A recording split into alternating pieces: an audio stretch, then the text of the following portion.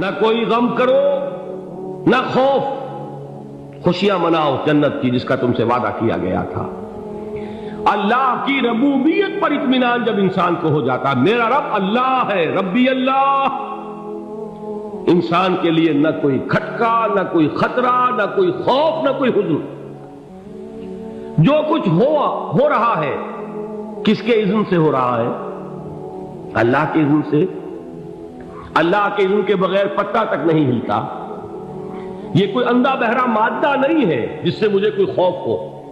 اندھا بھینسا چلا رہا ہو اس سے تو ڈرنے کا ہر انسان کو ڈرنا چاہیے، نہ معلوم کس کو ٹکر مار دے، لیکن نہیں، اس کائنات کو چلانے والا ایک سمیع و بصیر خدا ہے۔ وہ جو میرا دوست ہے، میرا ولی ہے، اللہ ولی الذین آمنوا یخرجہم من الظلمات الی النور۔ اللہ اہل ایمان کا ولی ہے، ساتھی ہے، پشت پناہ ہے، مددگار ہے، حمایتی ہے۔ بتائیے جسے یقین ہو جائے کہ اللہ میرا مددگار، اللہ میرا محافظ، اللہ میرا پشت پناہ، اللہ میرا حمایتی، اس کے لیے کوئی خوف ہوگا؟ اس سے کوئی ڈر ہوگا؟ میں مثال دیا کرتا ہوں ایک بہت سادہ، پنجاب کے دیہات کی۔ تو بڑا چودھری ہے اور کوئی غریب کسان ہے۔ اس غریب کسان کے جانوروں کو ہر وقت اندیشہ ہوگا چوری کا، کوئی میری بھینس کھول کر نہ لے جائے، کوئی میرا بیل کھول کر نہ لے جائے۔ لیکن جس کے بارے میں یہ سب کو معلوم ہو کہ وہ جو بڑا چودھری ہے وہ اس کا دوست ہے، اس کی بچیا کو کوئی خوف ہوگا؟ اس کی بھینس پر کوئی ہاتھ ڈالے گا؟ اسے کوئی اندیشہ ہوگا؟ نہیں۔ کیوں؟ کہ وہ بڑا چودھری، بڑا اس کا یہاں کا سردار، جاگیردار، سب کو معلوم ہے وہ میرا دوست ہے، کوئی میرے خلاف اقدام نہیں کر سکتا۔ اس دنیا میں یہ چھوٹی سی بات اگر آپ کے دلی اطمینان اور سکون کا باعث بن سکتی ہے تو ذرا تصور کیجئے۔ میں لفظ تصور استعمال کروں گا صرف اس لیے کہ اس کا ہم جس کو کہتے ہیں ادراک اور شعور کر نہیں سکتے، اگر کے ساتھ کر سکتے۔ اگر یقین ہو کہ اللہ میرا مددگار اور یقین ہو کہ اللہ ہر آن میرے ساتھ ہے، پھر کوئی خوف؟ کس کا خوف؟ کوئی شے اللہ سے بالا تر ہے؟ کوئی قوت اس سے زیادہ طاقتور ہے؟ کوئی اس کے ارادے کو بدلنے والا ہے؟ کوئی اس کی مشیت کے آڑے آنے والا ہے؟ یہی بات ہے جو حضور نے فرمائی، یہ ایمان کا حاصل ہے لب لباب، کہ دیکھو اچھی طرح اس بات کو ذہن نشین کر لو، اگر تمام انسان مل کر تمہیں کوئی نقصان پہنچانا چاہے نہیں پہنچا سکتے، مگر جو کچھ اللہ نے لکھ دیا ہو، اور تمام انسان مل کر تمہیں کوئی نفع پہنچانا چاہے نہیں پہنچا سکتے، مگر وہ شے جو اللہ نے طے کر دی۔ آپ پھر میں کہوں گا ذرا طاری کیجئے، اسے فرض کیجئے، اسے سوچئے۔ اگر اس حدیث پر ہمارا دل ٹھکا ہوا ہو تو کسی سے ڈر ہوگا؟ یہ مجھے نقصان نہ پہنچا دے، یہ میری رپورٹ خراب نہ کر دے، یہ میری انکریمنٹ نہ رکوا دے، یہ میرا یہ نہ بگاڑ دے، یہ میرے یہ نقصان نہ پہنچا دے۔ اس کا ڈر، اس کا ڈر، اس کا خوف، اس کی خوشامد، اس کے لیے جا کر طرح طرح سے اپنی عزت نفس کو ذلیل کروانا اس کے سامنے، یہ سب کچھ کیوں کرتا ہے انسان؟ جب سمجھتا ہے کہ اس کے ہاتھ میں میرا کوئی نفع ہے، اس کے ہاتھ میں میرے لیے کوئی ضرر ہے، یہ مجھے کوئی غضب پہنچا سکتا ہے، یہ مجھے کوئی نقصان پہنچا سکتا ہے، یہ میرا کوئی کام بنا سکتا ہے، یہ میری کوئی ضرورت پوری کر سکتا ہے، اسی کا نام شرک ہے۔ جہاں آپ نے یہ سمجھا کہ غیر اللہ کے اندر کوئی طاقت موجود ہے، وہی شرک ہے۔ بتوں سے تجھ کو امیدیں، خدا سے نو امیدی، مجھے بتا تو صحیح اور کافری کیا ہے؟ شرک تو یہ ہے۔ جس پر بھی تمہیں یہ خیال ہے، کلمہ ہے یہ کلمہ سوم، لا حول ولا قوت الا باللہ، ذرا اس پر دل کو کبھی اگر آپ تصور کریں، پھر فرض کریں، دل ٹھک جائے اس پر، کوئی طاقت نہیں۔ یہی بات تھی جو شیخ عبد القادر جیلانی رحمۃ اللہ علیہ نے اپنی وصیت میں اپنے بچے سے کہی۔ 11ویں دینے والے ہیں، لیکن حضرت شیخ عبد القادر جیلانی کی وصیت اور تعلیمات کو کتنے لوگ ہیں تم جانتے ہو؟ یہ جن مقامات تک پہنچے ہیں وہ کس چیز کی بدولت پہنچے؟ انہوں نے جو پیغام دیا وہ کیا تھا؟ اے میرے بچے، جس طریقے سے قرآن مجید میں حضرت لقمان کی نصیحتیں جو ہے نقل کر دی گئی ہیں، میں یہ عرض کروں گا بالفرض اگر قرآن حضرت عبد القادر جیلانی کے بعد نازل ہوا ہوتا تو شیخ عبد القادر کی یہ نصیحتیں بھی قرآن میں درج ہوتی۔ اتنی اونچی نصیحتیں ہیں۔ اے میرے بچے، اس حقیقت کو ذہن نشین کر لے، لا فاعل فی الحقیقت ولا مؤثر الا اللہ۔ اس کائنات میں نہ کوئی فاعل حقیقی ہے نہ مؤثر حقیقی ہے سوائے اللہ۔ کسی شے میں کوئی تاثیر نہیں اگر اللہ نہ چاہے۔ آگ جلا نہیں سکتی اگر اللہ نہ چاہے، پانی ڈبو نہیں سکتا اگر اللہ نہ چاہے، زہر ہلاک نہیں کر سکتا اگر اللہ نہ چاہے، کوئی چیز فائدہ نہیں پہنچا سکتی اگر اللہ نہ چاہے۔ تو در در پہ کیوں سر جھکاتے ہو؟ در در پر کیوں جبیں سائی کرتے ہو؟ سب کے سامنے کیوں ہاتھ پھیلاتے ہو؟ ایک اللہ سے مانگو، ایک اللہ کے سامنے زمین پر اپنی جبین رکھو۔ لا فاعل فی الحقیقت ولا مؤثر الا اللہ۔ نظر آتا ہے ہمیں کہ پانی پیاس بجھا دیتا ہے، پیاس بجھانے کی صلاحیت پانی میں نہیں ہے، اللہ کے اذن سے۔ کھانا بھوک مٹا دیتا ہے، بھوک مٹانے کی صلاحیت کھانے میں نہیں ہے، اذن رب میں۔ دیکھیے یہی یقین تھا حضرت موسیٰ علیہ السلام کا واقعہ یاد کیجئے۔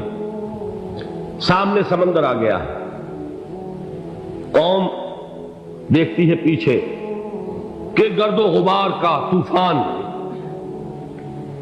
معلوم ہوا کہ فرعون اپنے لشکر سمیت آ گیا۔ لشکر جب چلتا تھا تیز رفتاری کے ساتھ تو گرد و غبار کا جو طوفان اٹھتا تھا اس کا تصور کیجیے، اور لمحہ بلمحہ وہ قریب آ رہا ہے۔ پوری قوم نے کیا کہا؟ اے موسیٰ انا لمدرکون، اے موسیٰ ہم کو پکڑے گئے۔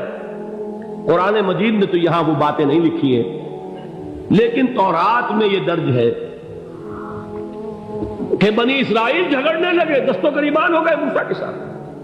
موسیٰ نے یہاں مروایا لا کر، اس سے تو ہم ہی بہتر تھے، وہاں کھانے کو ملتا تھا، زندگی تو تھی، بیگار ہم کر رہے تھے، موت تو نہیں تھی۔ اب جو کچھ ہوگا اس کا تصور کرو، جس طریقے سے ہمارے ٹکڑے اڑائے جائیں گے۔ تو لڑ رہے ہیں حضرت موسیٰ علیہ السلام سے۔ یہ تورات کی تفصیل ہے، قرآن میں صرف اتنا آیا ہے، پریشان ہو کر انہوں نے کہا انا لمدرکون، موسیٰ ہم کو پکڑے گئے۔ اس وقت موسیٰ کا جواب کیا ہے؟ کلا ان معی ربی سیہدین، نہیں، میرے ساتھ میرا رب ہے، وہ راستہ دے گا۔ بتائیے کہاں راستہ نظر آ رہا ہے؟ یہ ہے ایمان بالغیب۔ راستہ نظر نہ آئے تب اللہ پر یقین ایمان ہے۔ جیب میں پیسے ہوں اور تب دل کو اطمینان ہے تو ایمان کس پر ہوا؟ پیسے پر، اللہ پر نہیں۔ جب وسائل و ذرائع نہ ہو اور پھر یقین ہو کہ اللہ مسبب الاسباب ہے، وہ اسباب کا پابند نہیں ہے، وہ اسباب کا محتاج نہیں ہے، اسباب اس کے محتاج ہے۔ اگر یہ یقین ہے تو اللہ پر ایمان ہے، یہ نہیں ہے تو تمہارا ایمان اسباب پر ہے، وسائل پر ہے، ذرائع پر ہے، مادیات پر ہے، اللہ پر نہیں۔ اس وقت کہاں راستہ تھا؟ کوئی راستہ تھا؟ سمندر ہے اور ادھر سے لشکر آ گیا ہے۔ کلا ان معی ربی سیہدین۔ اب دیکھیے ایمان کہہ دینا آسان ہے، ہوا معکم اینما کنتم، جہاں کہیں بھی تم ہوتے ہو اللہ تمہارے ساتھ ہوتا ہے، لیکن اس کا یقین قائم ہو جائے تو زمین و آسمان کا فرق واقع ہو جائے۔ یہی بات ہوئی حضور کے ساتھ۔ غار ہے، چھپے ہوئے ہیں محمد رسول اللہ اور آپ کے وہ یار غار ابو بکر صدیق رضی اللہ تعالی عنہ۔ اقبال نے حضرت ابو بکر کی شان میں چند اشعار کہے صرف، لیکن واقعہ یہ ہے کہ بھاری بھاری نظموں پر اور قصیدوں پر بھاری ہے، طویل ترین نظمیں اور قصیدے ہوں ان پر بھاری ہے۔ ہمتیں ابو بکر کی ہمت جو ہے، کشت ملت را چوں ابر، جیسے بارش سے کھیتی اپجتی ہے، ابو بکر کی ہمت اور عزیمت اس امت کو اسی طرح سینچنے والی ہے۔ ثانیے اسلام و غار و بدر و قبر، وہ دوسرے تھے اسلام میں، دوسرے پہلے کون تھے؟ انا اول المومنین، حضور فرماتے سب سے پہلا ایمان لانے والا میں، دوسرے ابو بکر۔ ویسے ہمارے ہاں یہ چلتا ہے اختلاف، حضرت علی پہلے ہیں کہ حضرت ابو بکر پہلے ہیں، لیکن اس میں بڑی خوبصورت تطبیق قائم کی ہے علماء نے، اور بہت صحیح ہے۔ چار کے بارے میں فیصلہ ہی مت کرو کہ کون پہلے، ان کی ایک عجیب تقسیم کر دی ہے۔ آزاد مردوں میں، بالغ مردوں میں سب سے پہلے ابو بکر، بچوں میں سب سے پہلے علی، خواتین میں سب سے پہلے خدیجہ، اور غلاموں میں سب سے پہلے زید بن حارثہ۔ بڑی پیاری تقسیم ہے، یہ چاروں ہی پہلے ہیں، ہر ایک کے لیے اولیت ہے۔ اور واقعہ یہ ہے کہ اگر زمانی اعتبار سے تعین ہوگا تو پہلے خدیجۃ الکبریٰ آئیں گی رضی اللہ تعالی عنہ، کسی اور سے بات کرنے کی نوبت بعد میں آ سکتی ہے، پہلے تو اہلیہ محترمہ سے بات ہوئی، آتے ہی پہلی وحی ہوئی ہے، ابھی تبلیغ کا حکم نہیں تھا۔ کس کو بتایا واقعہ؟ ابھی اپنی نبوت کی تبلیغ کا تو حکم ہی نہیں آیا، واقعہ کس کا ہے؟ وہ خدیجہ کا ہے۔ جب کہا ہے کہ خشیت علی نفسی، مجھے اپنی جان کا اندیشہ ہے، تو کیا جواب دیا خدیجہ نے رضی اللہ تعالی عنہا؟ وہ صدیقۃ الکبریٰ ہے، صدیقات جو ہے خواتین ان میں چوٹی پر خدیجۃ الکبریٰ ہے رضی اللہ تعالی عنہا، اور صدیق جو مرد ہیں ان میں صدیق اکبر ہے ابو بکر صدیق رضی اللہ تعالی عنہ، لیکن صدیقات میں چوٹی پر۔ جب حضور نے فرمایا خشیت علی نفسی، کیا فرمایا، کیا عرض کیا، کیسے تسلی دی؟ نہیں نہیں، اللہ آپ کو ضائع نہیں کرے گا، آپ غریبوں کے ہمدرد ہیں، آپ مساکین کے تکالیف رفع کرنے والے ہیں، آپ بیواؤں کی سرپرستی کرتے ہیں، آپ مسافروں کی خدمت کرتے ہیں، اللہ آپ کو ضائع نہیں کرے گا۔ یہ یقین ہے اس خاتون کے اندر۔ خیر وہ ایک علیحدہ بات ہو جائے گی۔ میرے دل پر حضرت خدیجہ رضی اللہ تعالیٰ عنہ کی شخصیت کا بڑا گہرا نقش ہے، جو وہ کوئی اور ہی وقت اور موقع ہوا تو بیان ہوگا۔ بہرحال اقبال نے ایک مصرے میں جو چار اولیتیں جمع کر دی ہیں، ہمتیں او کشت امت را چو ابر، ثانی اسلام و غار و بدر و قبر۔ اسلام میں حضور کے بعد پہلے کون؟ ابو بکر۔ غار میں حضور کے ساتھ کون؟ ابو بکر۔ بدر کی رات اللہ کا رسول سر سجود، وہ جھاڑ، وہ گھاس پھوس کی جو جھوپڑی بنائی گئی تھی، اور وہاں تلوار ننگی لے کر پہرا دینے والا کون؟ ابو بکر۔ اور اس حجرہ عائشہ میں محمد کے بعد سب سے پہلے دفن ہونے والا کون؟ ابو بکر رضی اللہ تعالی عنہ صلی اللہ علیہ وسلم۔ وہ جو معاملہ میں سنا رہا تھا غار ثور کا، حضرت ابو بکر بھی حضور کے خیال سے لرز گئے ہیں۔ آپ کو یاد ہوگا کہ جا کر پہلے تمام جتنے سوراخ تھے انہیں بند کیا ہے، ایک سوراخ رہ گیا تھا جس کو بند کرنے کے لیے کوئی کپڑا نہیں تھا، وہاں اپنی ایڑی رکھی ہے، تب کہا ہے حضور سے تشریف لائیے، اور اپنے زانو پر حضور کو لٹایا ہے، اور وہاں کسی موذی جانور نے کاٹا ہے، حضور کی آنکھ لگ گئی تھی، اس وقت اس بل کے اندر جو بھی بچھو ہے کیا ہے واللہ عالم، اس نے کاٹا ہے، اس کی تکلیف کی وجہ سے ابو بکر کی آنکھوں سے آنسو ٹپک گئے، حضور کے چہرے مبارک پر پڑے ہیں، تو حضور جاگے ہیں، معاملہ کیا ہے؟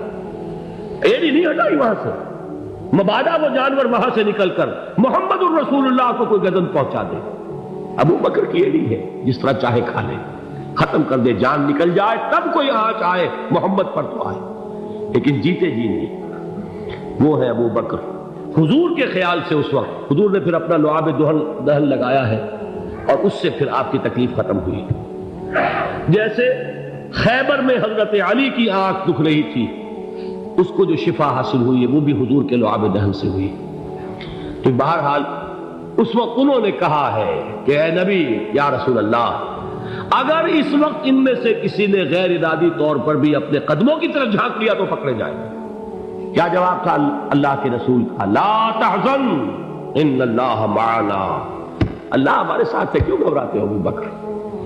یہ ہے ایمان باللہ، میرا مالک اللہ، میرا رازق اللہ، میرا محافظ اللہ، میرا مددگار اللہ، میرا پشت پناہ اللہ، میرا دوست اللہ۔